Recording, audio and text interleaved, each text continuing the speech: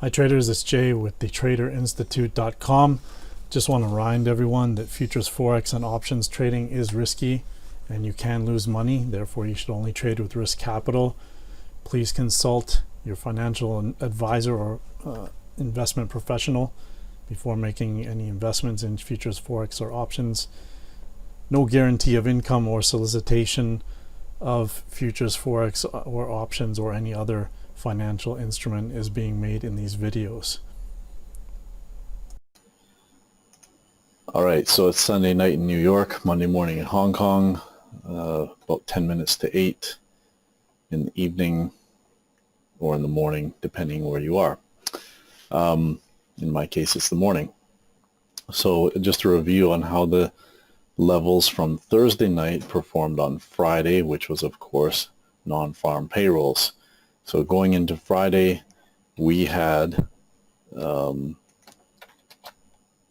very important level at 2044.75, and if we just draw a box or a rectangle along that level at 2044.75, you can see how important that level was all day long. Asian session, London session. Hey, let's get a pen here. Asian session, London session, US opening, and just after lunchtime. Okay, so there were, let's say, 1, 2, 3, 4, 5, 6, 7. Looks like, let's just call it 8. And it was a black level as well. So we knew that was a very important level. And as that was happening, throughout the previous days, afternoon back here, and then during the Asian session, and then the London session, going into the US session after the non-farm payrolls, you had to expect that something was going to happen in this area. And of course,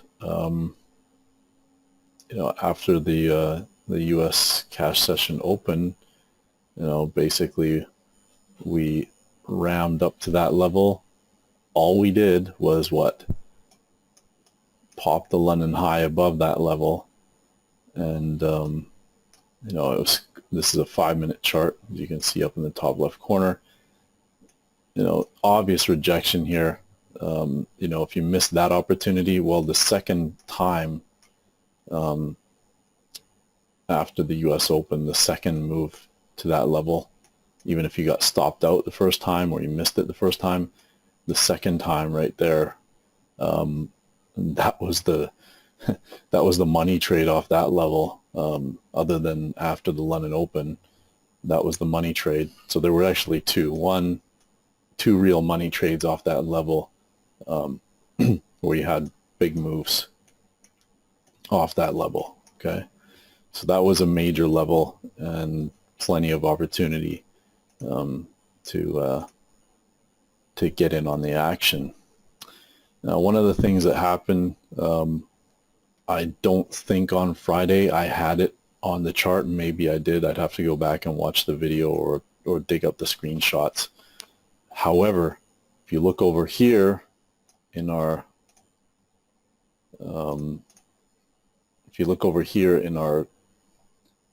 Word document, where I also have the levels so that I can cut and paste them into our Swing Traders Club for the members. On Friday we did have 2030, I think, in this list, or at least we talked about it. I know that we discussed it. Why? Because 3 weeks to almost, it might be getting close to a month now, in one of Simon's Sunday night review projections, he talked about the importance of 2030. And so the low, what was the low there? The low was 2030 half on Friday, just after the non-farm payrolls. So These levels do have memories, and so it's very good to pay attention to them. So after non-farm payrolls, we sold off. We pressed our level at 2035.52, and almost hit that 2030 within a couple of ticks. Came back up, played around a little bit, and then once we got above 2035 half, and then we made the move up to 44.75. Now, the interesting thing about that is, we finally pop above that level. We come back through it. Looks like maybe 6 ticks. Come back up to it, or come back through it.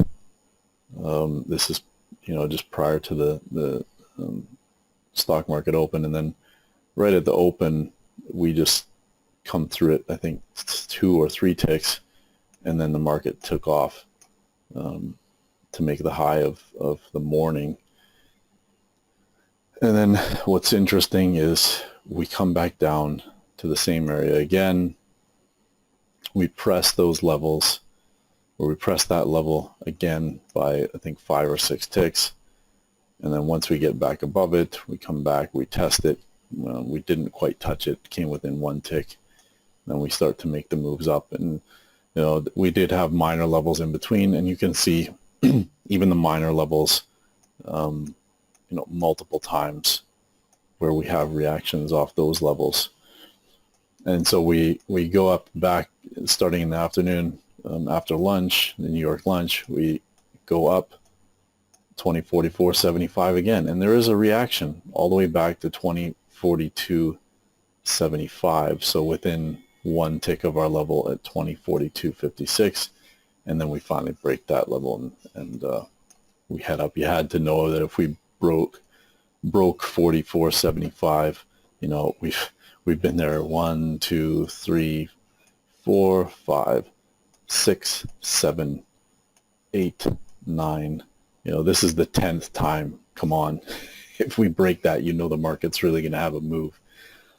And this, which is exactly what happened. And, the first place we find, admittedly, it went, straight through our level at 49.86.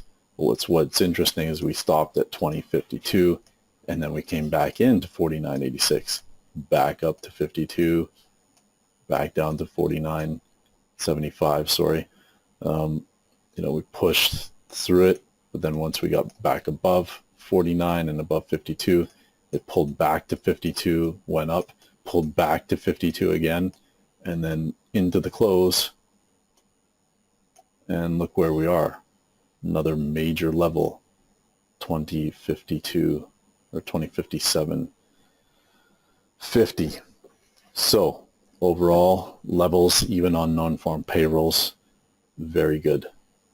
I think the performance on the ES for our levels on Friday was quite good, and quite extraordinary that 2030 level that Simon talked about, and that I'm sure we mentioned, or it might have even been on the chart.